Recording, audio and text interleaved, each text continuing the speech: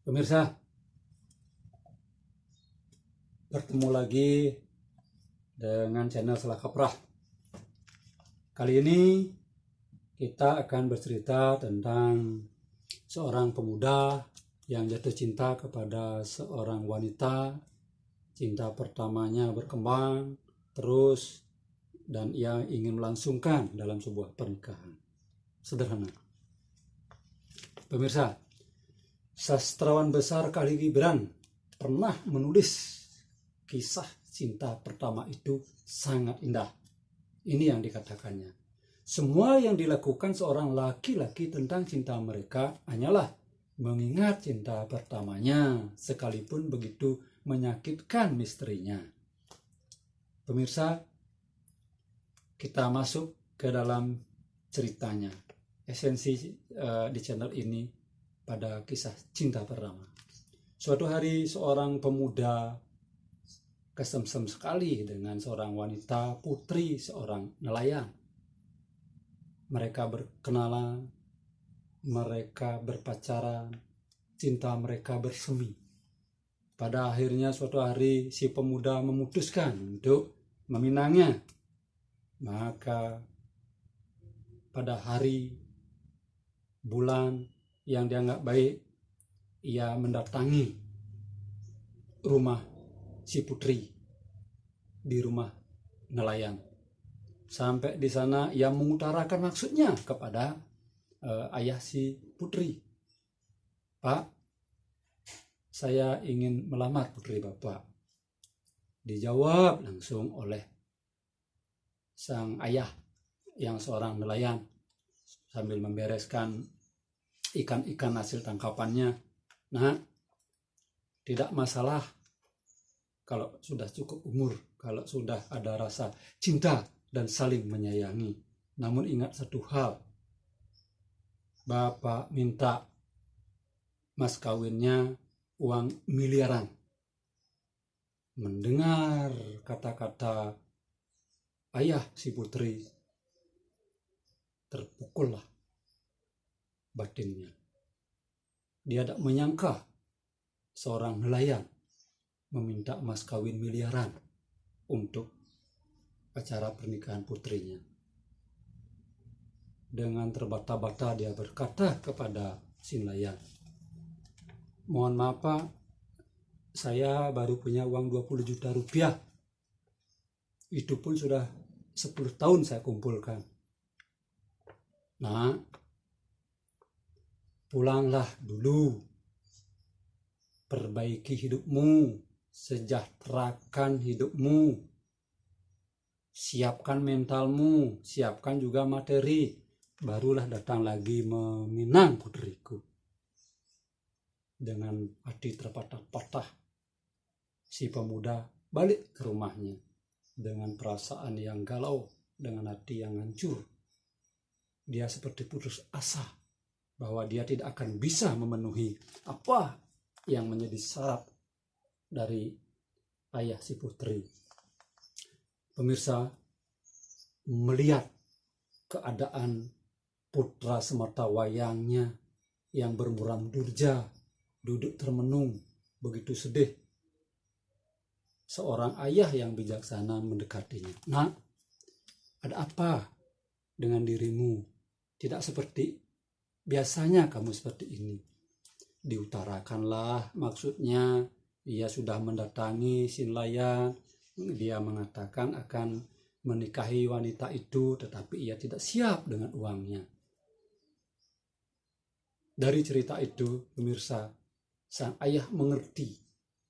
Dengan bijak, sang ayah berbisik-bisik ke telinga putra semata wayangnya. Dan setelah mendengar perkataan sang ayah, ia pun melecut kembali menemui si nelayan. Apa yang terjadi? Cinta sudah membara. Apapun ia lakukan. Pemirsa, betapa kagetnya si nelayan, ayah si putri, begitu melihat kembali kedatangan si pemuda. Ia pun bertanya, "Hai pemuda, kenapa kamu balik lagi? Apakah kamu sudah punya uang miliaran?" Dengan wajah yang tenang, dengan senyum tersungging, si pemuda berkata, "Pak, ternyata setelah saya cek di rumah, uang saya ada 0,02 miliar, Pak." Mendengar kata-kata miliaran, si nelayan langsung terbahak-bahak. Gembira sekali. Ini baru namanya calon menantu seorang miliarder. Ia pun memanggil putrinya, mengutarakan bahwa sang ayah setuju untuk dipinang oleh si pemuda itu. Dan dipersiapkanlah acara pernikahan itu. Pemirsa, apa yang ada pada cerita tadi? Pesannya yang banyak, agar kita mempersiapkan diri secara fisik dan mental menjadi orang, apalagi memasuki masa Grihaste yang di Bali butuh biaya banyak. Tidak cukup bermodalkan cinta pertama, tidak cukup dengan kata-kata indah, tidak cukup hanya mengutip syair-syair dari pujangga seperti Khalil Gibran, tetapi orang kebanyakan sekarang butuh uang, butuh biaya. Mari kita lihat kembali berapa uang yang diperlukan untuk sebuah acara pernikahan di Bali. Belum lagi setelah ada bayi, setelah dia tumbuh, untuk perawatan dan pembiayaan, untuk pendidikannya nanti, dan lain-lainnya. Akan banyak sekali biaya-biaya hidup yang muncul begitu seseorang memasuki masa Grihaste. Jika tidak memodali diri dengan dua hal, secara fisik dan secara mental, secara fisik harus ada uang, secara mental harus berani menghadapi segala kesulitan, penderitaan, apapun masalah-masalah dalam hidup, karena tugas sudah menjadi berat. Apalagi menjadi orang Bali beragama Hindu, begitu menikah, pekerjaan menumpuk, menunggu. Sudah siapkah kita bicara masalah cinta? Sudah siapkah kita bicara masalah pernikahan? Jika belum siap, pertimbangkan matang-matang. Pemirsa, saya punya teman.